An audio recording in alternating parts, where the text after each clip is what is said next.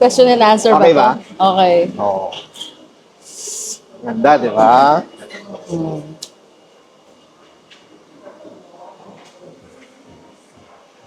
Ayos pa, kulay. So happy. Di ba? Yeah. Ganda Satisfied. ng blending, oh. Mm. Tsaka, pag ino-open mong ganyan, mas lalong, Titingkad yung kulay. yes, umu-open up. Ma'am, kasi, yung condition ng hair, kaya na sinabi ko kanina, medyo dry.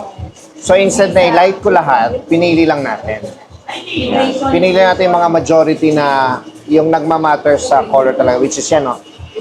Yan yung mga nakakaputi ng face or nakaka-frame ng face. Ma'am, pwede mo tong i-gitna. Pwede rin siyang side. Pero saan ka madalas madalas dyan? Yan talaga. Oh, okay. So, pabueluhin mo muna.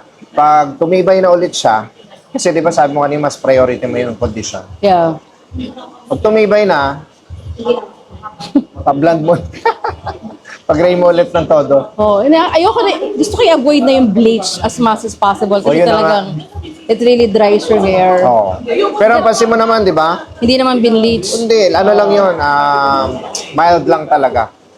Yeah. Di ba? So ngayon, ayun, sundan lang ulit natin ito sa susunod. So after a month, yung treatment lang. Treatment, ma'am. Basta alagaan natin ang treatment. Treatment. And then, fora. Yun ang pinaka-maintenance mo sa bahay. Ganda ng blending. Ma'am, thank you, Oo. Thank you also. Salamat. Ingat ka.